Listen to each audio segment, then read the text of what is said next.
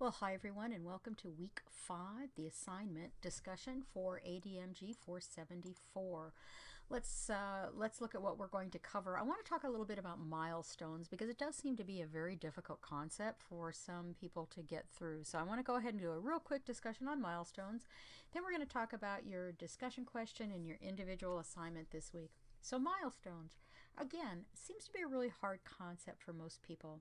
The PMI definition of a project, if you remember correctly, includes the phrase progressive elaboration, which basically means we don't know everything about our project when we first kick it off, but as we go along, as we learn more in the planning, and then as we start executing, it really starts to firm up and we progressively elaborate on what we're actually doing. So during the project chartering stage, we may not know everything that we need to know about a project, but we do know enough about a project to actually have some good relevant data to move forward. For the Black Tie Gala, we know pretty much what we need to do, and we know pretty much all of the various components, whether we know them in great detail, but we still know the things that we need to do in order to make that Black Tie Gala happen. Now, some of these things include finalizing a theme, securing a venue, securing our entertainment, getting all of the entertainment approved and contracts signed, securing our catering, flowers, silent auction donations. We've got all of the invitations to put together, and we have all of the publicity that we need to finalize. Now, in terms of milestones, notice that these are identified in past tense. So a milestone represents a significant amount of work that has been completed, which means past tense, right? Has been completed. So we want to remember that when we're talking about defining milestones. It is a significant point in time when a bunch of work has been done and we have achieved a milestone. For example, we have the catering secured. That's a milestone. Maybe we have the venue selected and secured, contract signed. Boom, milestone. That was a lot of work that went into determining where we were going to go, what kind of venue we needed, maybe going out and looking at venues, maybe doing a lot of analysis on the cost of the venue. A lot of activity and a lot of different tasks go into getting down to where we have a venue secured and selected. So that's a milestone, having that done. So think in terms of past tense and a significant amount of work that's been completed. All right, so this week in your discussions again taking place in your small discussion groups, I want you to think about a project that might require managing virtual stakeholders. And if so, what are some of the challenges that you as a project manager might encounter with virtual stakeholders? Okay, people who are not co-located with you, people you can't walk into every day into their office or see them in the hallway, pass by, people you can't necessarily have regular meetings with face to face. You might have to think about how you would meet with these people virtually, or how you would develop trust with virtual stakeholders. Okay, so think about some of the challenges you might have, and I just mentioned a couple of them. Now, support your thoughts by providing information from an article that you have researched and found on the topic that discusses techniques or communication methods for supporting virtual project teams. And of course, your initial response is due no later than Thursday, and you've got two peer responses that are due by the last day of the week, and make sure that you follow the rubric in terms of quality on those responses. All right. Now, I need to caution you, please do not work ahead of week 5 in discussions, because we will be changing discussion groups in week 6. Okay, I like to let you have the first 5 weeks with one group, and then I like to mix things up and let you talk to some different people in from week 6, 7, 8, 9, and 10. All right, so please, please, please, if you do not work ahead in your week 6 discussion, because you're probably going to end up having to resubmit that anyway. All right, and this week I would like to offer an extra credit opportunity, and this will be in the form of a discussion, and this will be in the form of a whole class discussion, not just in your small work groups, but this is going to be an extra credit discussion that will involve the entire class. It's worth 10 points, so if you're interested, you can do it. And you know what? If you're not interested, that's okay too. Don't worry about it. Again, extra credit.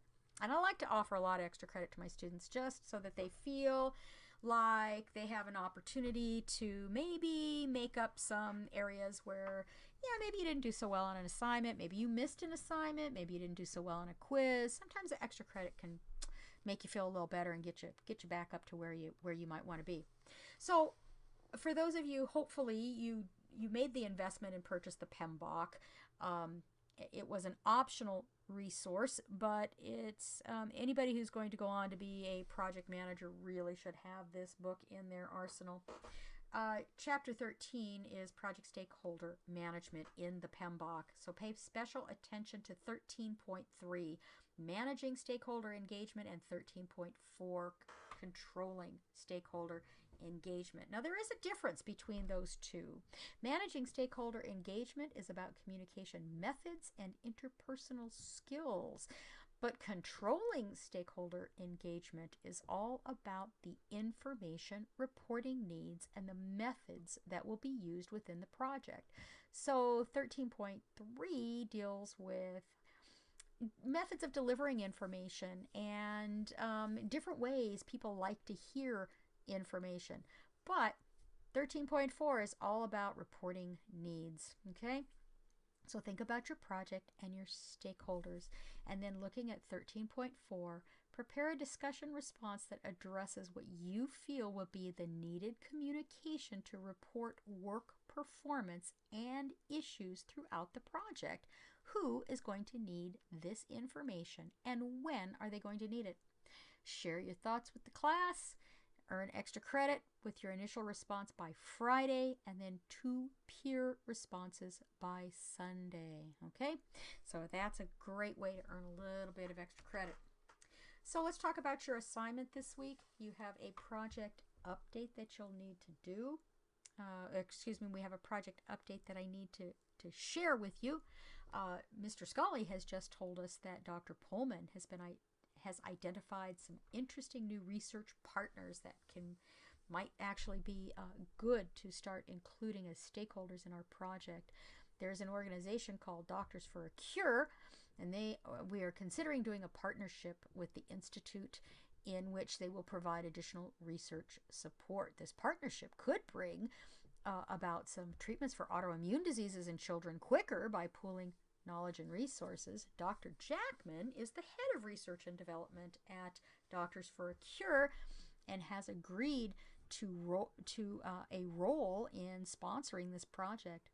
That role is yet to be determined. We don't know exactly what that's going to mean yet. However, we definitely want to consider Dr. Jackman as an important project stakeholder. All right, so we now have an outside external person who may not be external for long as a stakeholder in our project, and a pretty important stakeholder.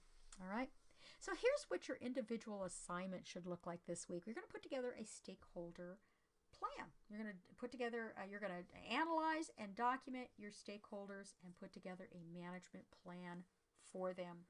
So the first section of your plan, you're going to look at Exhibit 5.3, and you're going to identify as many stakeholders as possible.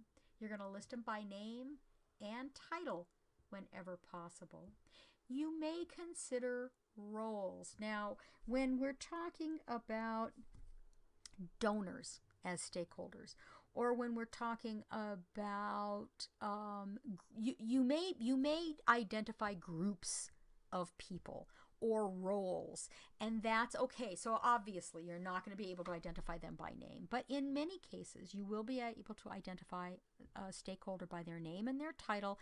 And if not, you don't forget the groups or the roles. Okay, so your stakeholders can be a mix, is what I'm basically saying. Your stakeholders can be a mix of individuals. All right. Now that is going to become your first. Use Exhibit 5.3. I'm going to show you an example of that. That's going to be your first section of your plan.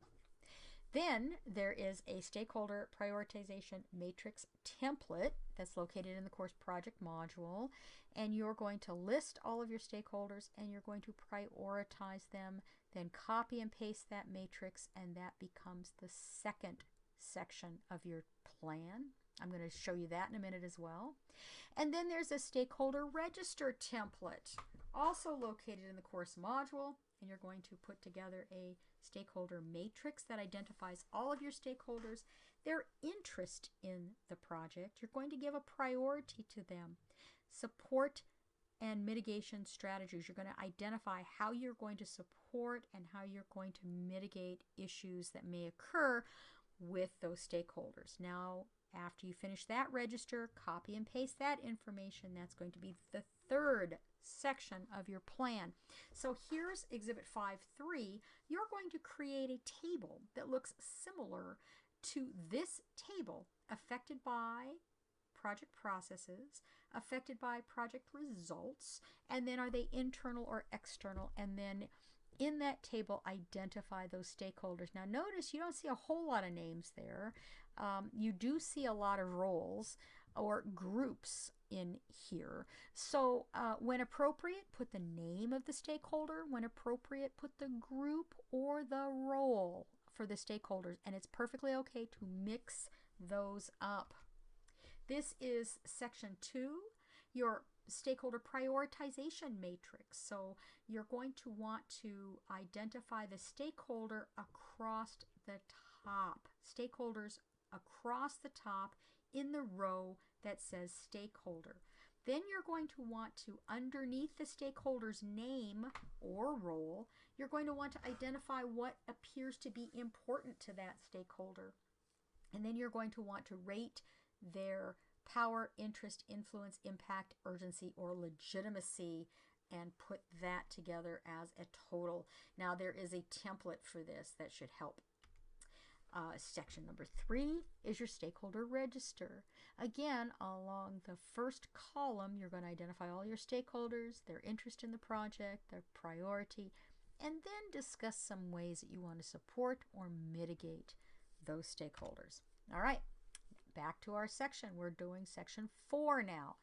Describe activities that you will use to build relationships between those core project team and stakeholders. Now, you want to title this section Relationship Building. This is going to become the 4th section, and there is no template for this.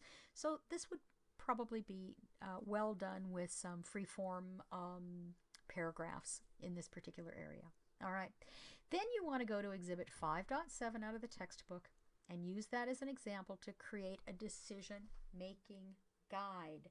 This is the 5th section of your plan, and you're going to it lists some examples of some decisions to the best that you can in this plan. I'm going to show you 5.7 in just a second. And then you're going to look at Exhibit 5.11, and that's going to become your 6th section. Look at Exhibit 5.11 as an example, and you're going to develop a communications matrix that looks similar to that. Use the instructions provided in the chapter to identify the who, what, when information. Okay, so this is 5.7, a project decision making guide. You're going to discuss on the left side the person and the method, and then on the right the when. Okay, and notice that these are pretty big picture looking questions. So the core team discusses and project manager decides. Team input is useful. Core team consensus, buy-in is critical. So this is your decision-making guide. Definitely read through the chapter. That will help determine how you complete this and what good information goes in here. This is a communications matrix 5.11. This is section 6. And what you'll notice across along along the left edge is all of your stakeholders, and then across the top is learn from, share with, timing, method, and owner. So use the data here to help you put together your own communications matrix, and again, the textbook will walk you through some good information on how to do that. Remember, transfer this into our project, right? Our project is going to look very different than what you see here, obviously. So you're going to pull all 6 of those sections together into a professional looking Microsoft Word document, and that's what you're going to submit for your assignment this week. Here is your rubric that I'll be using: the stakeholder list, the prioritization matrix, the register, relationship building activities, decision making guide, and communication matrix. This is a total of 50 points, and you'll see how they will be divided out for each different section. All right. And again, don't forget that you have a quiz that's due on Sunday. Your first discussion for the weekly discussion is due Thursday, but your extra credit discussion opportunity, your first response is due Friday for that. And then, of course, your peer responses are due Sunday for both of those. And if you have any questions, please don't hesitate to ask me, reach out to me during the week. I hope you guys have a great week, and I hope you learn a lot about the importance of stakeholder management during this week.